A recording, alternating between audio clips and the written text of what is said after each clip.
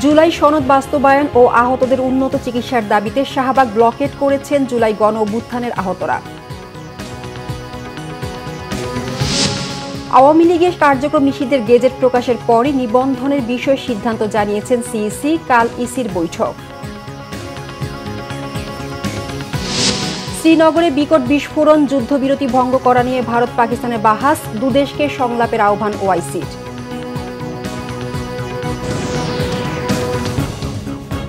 দেখছিলেন crown cement সংবাদ শিরোনাম, এবার বিস্তারিত। আওয়ামী লীগকে চিরতরে নিষিদ্ধ জুলাই সনদ বাস্তবায়ন ও আহতদের উন্নত চিকিৎসার দাবিতে রাজধানীর শাহবাগ ব্লকেট করেছেন জুলাই গণ অভ্যুত্থানের আহতরা। সকালে তারা শাহবাগ মোড়ে অবস্থান নেয়। এতে শাহবাগ এলাকায় যান চলাচল বন্ধ হয়ে যায়। গণ অভ্যুত্থানে আহতরা বলেন, তারা কোনো রাজনৈতিক দলের ব্যানারে আন্দোলন না করলেও জুলাই সনদকে হারিয়ে যেতে দিতে চান না। আহতরা বলছেন, তাদের জীবন থাকতে আওয়ামী লীগ ও এর সহযোগী সংগঠনগুলোর পুনর্বাসন কোনোভাবেই মেনে নেওয়া হবে না। তারা আওয়ামী লীগকে ভারতের রাজাকার আখ্যা দিয়ে বলেন, আওয়ামী লীগ নিষিদ্ধের চূড়ান্ত সিদ্ধান্ত ছাড়া রাজপথ ছাড়বেন না। এছাড়া গণ অভ্যুত্থানে আহতরা দাবি করেন, রাজপথে অবস্থানকালেই জুলাই সনদ ঘোষণা করতে হবে। আহতদের চিকিৎসা নিশ্চয়তা দিতে স্বাস্থ্য মন্ত্রণালয়ের পক্ষ থেকে ঘোষণা আসা জরুরি বলেও তারা জানান। দর্শক, এই মুহূর্তে শাহবাগে আছেন সহকর্মী নাবিল জাহাঙ্গীর। সরাসরি যুক্ত হচ্ছি তার সাথে। নাবিল, আহতদের দাবির বিষয়ে বিস্তারিত জানাবেন।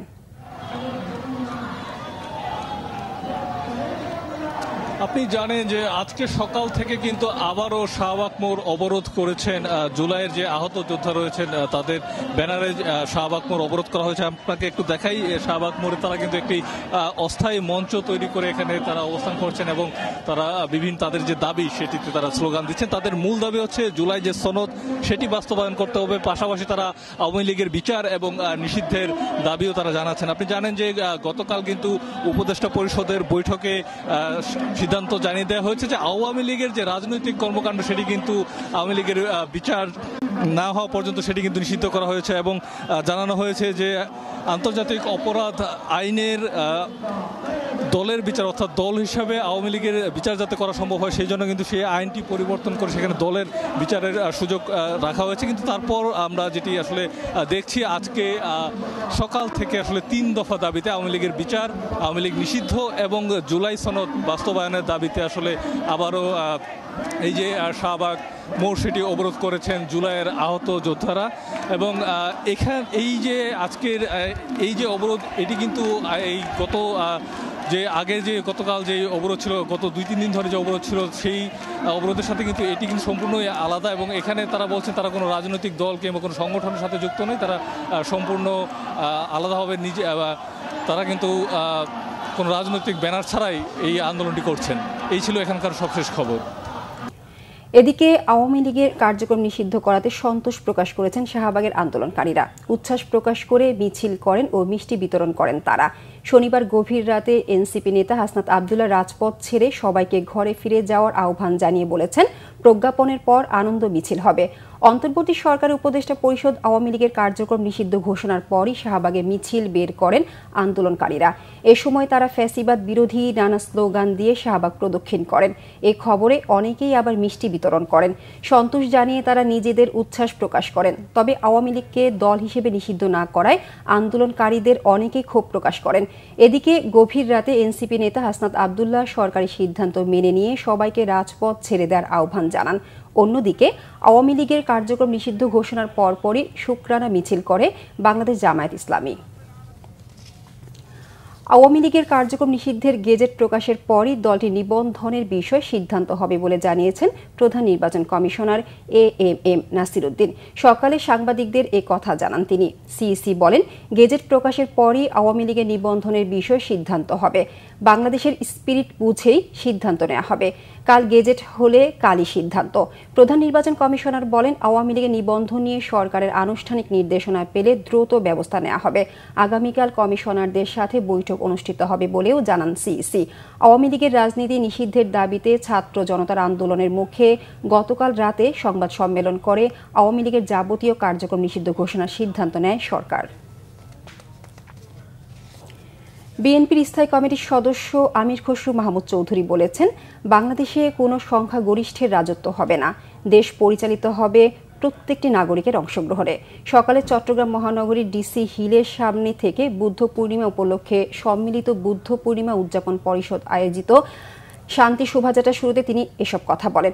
আমির খসরু মাহমুদ চৌধুরী আরও বলেন, বাংলাদেশের রাজনীতিতে সহনশীলতা থাকতে হবে। এই রাষ্ট্রে আর কোনো বিভক্তির রাজনীতি চলবে না। রাজনৈতিক মতাদর্শের ভিন্নতা, মতামতের ভিন্নতা থাকলেও পরমত সহিষ্ণু হতে হবে। তিনি বলেন, গত 15 বছরে দেশ চরম অশান্তির মধ্য দিয়ে গেছে। তাই সব ধর্মের, সব মতের মানুষ মিলে এখন দেশ গড়তে হবে বলেও জানান তিনি। পরে বর্ণাঢ্য শোভাযাত্রাটি নগরীর বিভিন্ন সড়ক প্রদক্ষিণ করে। শান্তি শোভাযাত্রায় চট্টগ্রাম সিটি কর্পোরেশনের মেয়র ডাক্তার শাহাদাত হোসেন, সিএমপির দক্ষিণ বিভাগের উপপুলিশ কমিশনার মোহাম্মদ আলমগীর হোসেন সহ অন্যরা উপস্থিত ছিলেন। মা অনন্য মায়া, মমতা ও আস্থার প্রতীক। মা সন্তানের ভালোবাসা সব কিছুরই ঊর্ধ্বে। সেই মাদের সম্মান জানাতেই মা দিবস। জুলাই আগস্টের ছাত্র গণ অভ্যুত্থানে শহীদ সন্তানদের লাশ সামনে নিয়ে মাদের কষ্টের এক যন্ত্রণার রেকর্ড তৈরি হয়েছে বাংলাদেশে। এমন দুই মায়ের অবস্থা নিয়ে আসমা আক্তার নূপুরের রিপোর্ট। ক্যামেরায় ছিলেন আল মাসুম সবুজ।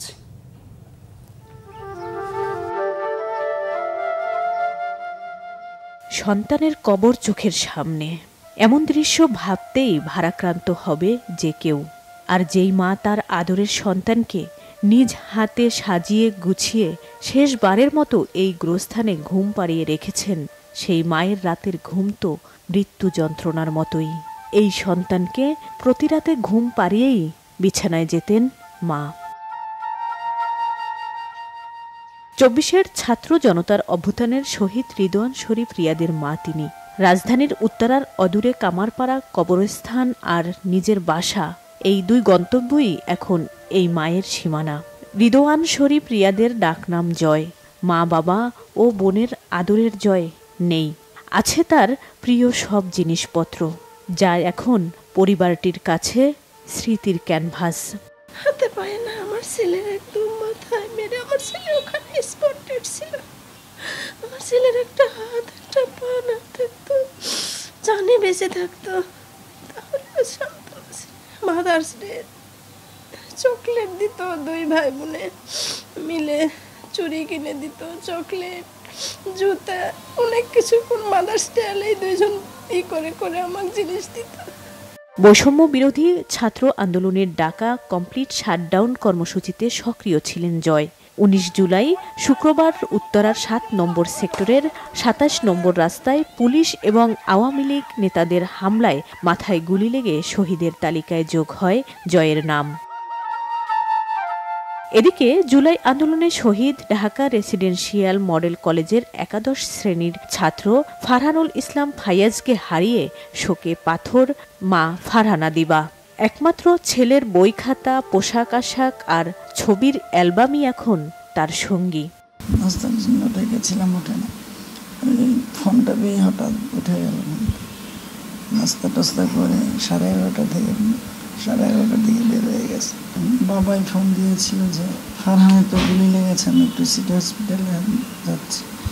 দেশের জন্য ছেলে তো আর ফিরে পাবো না।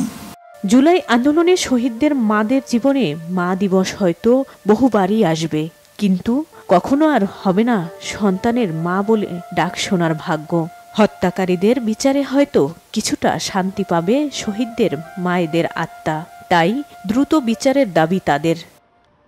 আসমা আক্তার নূপুর, বাংলা ভিশন, ঢাকা। ভারত পাকিস্তান সংঘাত প্রসঙ্গ। অস্ত্রবিরতির কয়েক ঘণ্টা পরেই ভারত নিয়ন্ত্রিত কাশ্মীরের শ্রীনগরে বড় ধরনের বিস্ফোরণের দাবি করেছেন জম্মু মুখ্যমন্ত্রী উমর আবদুল্লাহ।